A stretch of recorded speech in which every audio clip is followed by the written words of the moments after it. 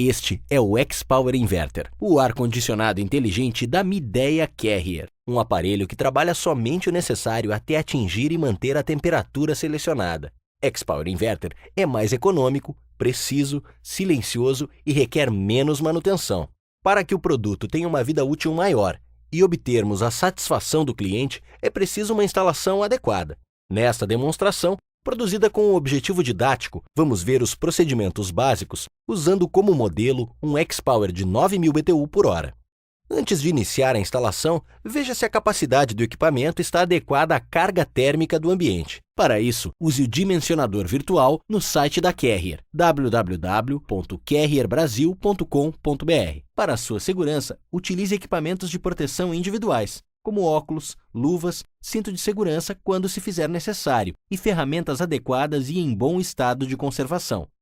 Certifique-se de que haja compatibilidade entre as unidades evaporadora e condensadora, observando os modelos impressos nas etiquetas de identificação das duas unidades. As opções de compatibilidade encontram-se no item Características Técnicas do manual. Confira se a tensão da rede onde os equipamentos serão instalados é compatível com a tensão nominal do equipamento. No manual de instalação, operação e manutenção, você encontra as principais informações que precisa. Use-o sempre que necessário. Em caso de dúvidas, entre em contato com o apoio técnico da Carrier pelos fones 4003-9666 para capitais e regiões metropolitanas e 0800-886-9666 para as outras cidades. Com os aparelhos, acompanham os seguintes acessórios: suporte para instalação na parede junto à evaporadora, 8 parafusos de fixação, dreno e vedante, controle remoto com 2 pilhas, suporte do controle remoto, manual do proprietário, manual de instalação, operação e manutenção. Fixação das unidades. Vamos começar com a condensadora. Ela possui o componente responsável pela troca de calor com o ar externo, chamado de condensador. Por isso, deve ser instalada no ambiente externo. Ela deve ser posicionada em um local onde não haja circulação constante de pessoas, um lugar seco e o mais ventilado possível. Que não fique perto de fontes de calor ou vapores, exaustores ou gases inflamáveis e que não fique exposta a ventos predominantes, chuva forte, umidade e poeira excessiva. Use um suporte metálico ou fixe a condensadora sobre uma superfície firme, piso ou base de concreto. É recomendável que você use calços de borracha junto aos pés da unidade, para evitar ruídos indesejáveis. Obedeça às distâncias mínimas recomendadas pelo manual de instalação. Cuide para que o ar quente que sairá dessa condensadora não seja jogado sobre a tomada de ar de uma outra condensadora. Posicionamento da evaporadora. Planeje cuidadosamente a localização da evaporadora, evitando eventuais interferências com outros tipos de instalações já existentes ou projetadas. Exemplos: instalações elétricas e canalizações de água e esgoto. A posição da evaporadora precisa permitir a circulação uniforme do ar em todo o ambiente. Deixe espaço suficiente para os serviços de manutenção ou eventuais reparos. Para garantir a perfeita entrada e saída de ar, respeite os espaços mínimos entre a evaporadora e paredes, teto, piso ou móveis. Posicione o suporte de fixação prevendo a passagem da tubulação de refrigerante, da tubulação de dreno e da interligação elétrica. O manual de instalação traz um desenho com as dimensões que podem ser usadas para posicionar a furação para que ela fique atrás da máquina e não apareça. Ao fixar o suporte na parede do ambiente interno, é preciso cuidar para que fique bem nivelado. Isto evita o risco de vazamento de água na bandeja de condensados da evaporadora. Interligação das unidades, tubulações de refrigerante, elétrica e dreno. É por esta tubulação que o fluido refrigerante vai circular. Você precisa planejar por onde esta tubulação vai passar. É importante lembrar algumas recomendações em relação ao layout da tubulação. Quando a evaporadora estiver em um nível superior à condensadora, é aconselhável elevar a tubulação a um nível superior à evaporadora. Com este cuidado, evitamos um fenômeno chamado migração do líquido, que pode provocar a quebra do compressor. Quanto aos comprimentos, temos o linear e o equivalente. O comprimento linear é a soma dos comprimentos de cada trecho reto. Na instalação do sistema de 9.000 BTU por hora que estamos demonstrando, o comprimento linear, ou real, é de 3,5 metros. Para o cálculo do comprimento equivalente, temos que contar o número de curvas. Nesta instalação, temos 3 curvas. Multiplicamos este número por 0,3. No nosso caso, chegamos a 0,9 metros. Assim, O comprimento equivalente é o resultado do comprimento linear, 3,5 metros, 3,5 metros, mais 0,9 metros, que é igual a 4,4 metros. O desnível da nossa instalação é de 1,6 metros. Agora, veja se o comprimento equivalente e o desnível que você calculou estão dentro dos limites permitidos para o equipamento. Esta informação você encontra no manual de instalação. Para o sistema de 9.000 BTU por hora, o comprimento equivalente máximo é de 20 metros. O desnível máximo é de 8 metros. Evite um comprimento menor do que 2 metros. Uma tubulação curta pode apresentar ruído muito forte. Quando for o contrário, ou seja, a condensadora acima da evaporadora, o recomendável é a instalação de um sifão na linha de sucção a cada 3 metros de desnível. Esta medida ajuda o óleo a retornar para o compressor.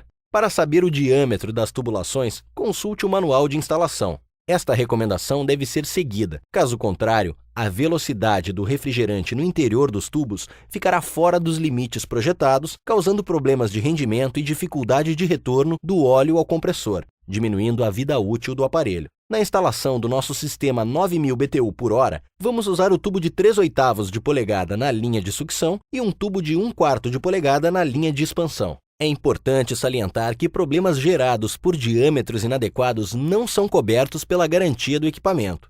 Se você colocar os tubos em um único isolamento térmico, o equipamento perde a capacidade.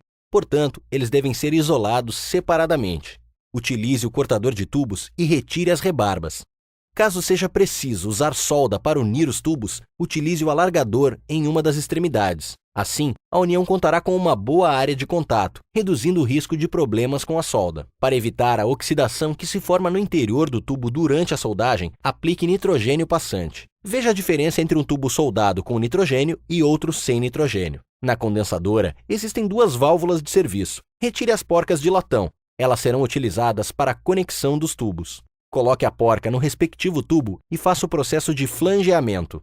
Ao fixar o tubo na prensa do flangeador, deixe uma distância de aproximadamente 2 milímetros da extremidade. Para certificar-se que o flange está bom, observe se ele está cobrindo toda a área cônica da válvula onde o tubo será fixado. Além de cobrir toda a área da válvula, o flange deve passar facilmente pela porca. Conecte o tubo na válvula de serviço. Para fixar a porca, use 2 chaves para dar maior segurança e evitar a movimentação da válvula. Na evaporadora, retire as porcas dos tubos. Posicione os tubos de cobre e a mangueira de dreno de acordo com o lado por onde estes irão passar. Tenha cuidado para não danificar a tubulação durante este movimento. Nas laterais do equipamento, há tampas descartáveis para a passagem dos tubos e a mangueira de dreno. Aqui, em nossa instalação, vamos retirar a lateral esquerda. Para interligar a elétrica das duas unidades, são necessários 4 fios, um de cada cor, sendo 3 de interligação e 1 para o aterramento. Esta informação consta no diagrama de interligação do manual, assim como as recomendações para a seleção dos cabos. Recomendamos a utilização de terminais para a conexão dos cabos elétricos. Para este tipo de equipamento, é fundamental o aterramento correto das unidades. Conecte os cabos na borneira.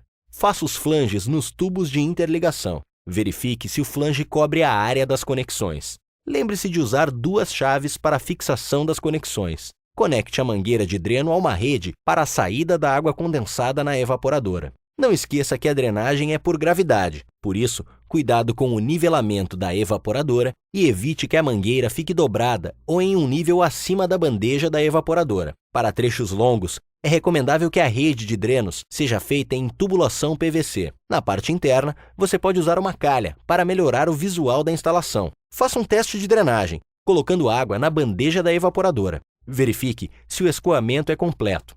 De acordo com o diagrama, conecte os cabos na borneira da condensadora. Utilize terminais elétricos. Revise as cores dos cabos e a sua posição na borneira. Processo de vácuo. O processo de vácuo é de extrema importância para um bom funcionamento do equipamento. Através dele, os gases incondensáveis, como o ar e o nitrogênio e a umidade, são retirados de dentro da evaporadora e da tubulação. Os gases incondensáveis podem afetar a eficiência do equipamento. Já a umidade provoca alteração na densidade do óleo do compressor. Misturada ao refrigerante e ao óleo, a umidade forma um ácido que atinge o verniz do bobinado do compressor, provocando a sua queima precoce. Aqui você tem uma amostra de como fica a parte interna do compressor se o processo de vácuo não for bem executado. Para a execução adequada de um processo de vácuo, você precisa de uma bomba de vácuo e um vacuômetro. Você pode acompanhar a pressão interna pelo vacuômetro. A unidade usada para medir o vácuo é o micrômetro de coluna de mercúrio. Recomendamos que a faixa atingida fique entre 250 a 500 micrômetros. Para você ter certeza que o sistema está livre de gases incondensáveis, umidade e vazamentos, logo que o sistema atingir a faixa recomendada, desligue a bomba de vácuo e continue monitorando a pressão através do vacuômetro. O normal é que logo depois que a bomba for desligada, a pressão suba um pouco, mas com o tempo ela estabiliza. Quando isso acontece, o sistema está estanque e seco. Se a pressão subir e estabilizar em um valor mais alto, isto indica que ainda existem vapores dentro do sistema. Neste caso, volte a ligar a bomba de vácuo. Se após 2 horas a pressão não estabilizar em nenhum ponto, o sistema possui algum tipo de vazamento. Para identificar um ponto de vazamento, utilize nitrogênio. Primeiro, certifique-se de que as válvulas de serviço da condensadora estejam bem fechadas. Instale o manifold conectando o cilindro de nitrogênio ao sistema. Utilize espuma de sabão para identificar o ponto de vazamento. Após a identificação e correção do vazamento, o processo de vácuo deve ser refeito e novamente avaliado. Estando o sistema estanque e seco, a carga de refrigerante pode ser feita. Carga de refrigerante. O X-Power utiliza como refrigerante o R410A, uma mistura que não destrói a camada de ozônio. Alguns cuidados devem ser tomados na sua utilização. Ele não deve ser misturado a outros refrigerantes como o R22. Na instalação, não deve haver resíduo de óleo mineral, pois o R410A somente é miscível com óleo poliéster. As pressões do R410A são 60% superiores às do R22, por isso, a tubulação deve ter a espessura recomendada. Para evitar contaminação, utilize manifold dedicado próprio para R410A, com conexões adequadas. Por ser uma mistura, o R410A deve ser sempre carregado na forma líquida por peso. As unidades condensadoras saem pré-carregadas com refrigerante suficiente para uma tubulação de interligação de até 7,5 metros. Para definirmos a carga, precisamos saber o comprimento linear ou real. Na nossa instalação, temos um comprimento linear de 3,5 metros, menor do que 7,5 metros. Neste caso, não é necessário fazer uma carga adicional. Basta abrir as válvulas de serviço. O refrigerante levará alguns minutos para estabilizar dentro do sistema. Portanto, só ligue o equipamento após 3 minutos da abertura das válvulas. Nos casos em que o comprimento linear ultrapasse os 7,5 metros, você deve calcular o comprimento excedente. O comprimento excedente é o resultado do comprimento linear menos 7,5 metros. Por exemplo, se você tiver a instalação de um equipamento 9.000 BTU/hora com 10 metros de comprimento linear, então você terá 2,5 metros de comprimento excedente. Veja no manual de instalação a carga adicional. Para saber a quantidade de refrigerante que você precisa adicionar, multiplique o comprimento excedente pelo valor disposto na tabela. Pegando o exemplo que acabamos de ver, multiplique 2,5 metros por 20 gramas por metro, ou seja, você deve adicionar 50 gramas de refrigerante. Vamos aos procedimentos para fazer a carga adicional. Conecte a mangueira de serviço do manifold. Purgue as mangueiras do manifold. Pese o cilindro com a carga. Deixe entrar as 50 gramas de refrigerante. Abra as válvulas de serviço. Aguarde 3 minutos para que a pressão estabilize. O equipamento está pronto para funcionar. Testes de funcionamento. A alimentação elétrica deve estar protegida por um disjuntor com a capacidade indicada no manual de instalação. Nos locais onde a alimentação for de 220 volts entre as fases, o disjuntor deve ser bifásico. É importante que ele esteja devidamente identificado. Para equipamentos com tensão nominal de 220 volts, o mínimo deve ser de 198 volts e o máximo de 242 volts. Se a tensão não estiver dentro destes limites, o equipamento não deve ser ligado. Ao ligar o equipamento, acerte a temperatura desejada. Quando o compressor começar a funcionar, verifique se não há ruído excessivo. Confira o rendimento medindo a temperatura do ar na entrada e saída do equipamento. Faça este teste depois de 20 minutos de funcionamento. A diferença entre estes dois valores deve estar entre 8 e 12 graus Celsius. O cliente deve ser orientado sobre a forma correta de utilizar o equipamento. Explique que o equipamento possui a função autodiagnóstico, que ajuda a identificar eventuais problemas. Recomende ao cliente as principais ações preventivas, como verificação e limpeza do filtro e a revisão periódica feita por uma empresa credenciada. A aplicação de todos os procedimentos que você viu aqui proporcionará ao equipamento seu melhor funcionamento. E assim, o cliente aproveitará ao máximo todos os benefícios da alta tecnologia do X-Power Inverter.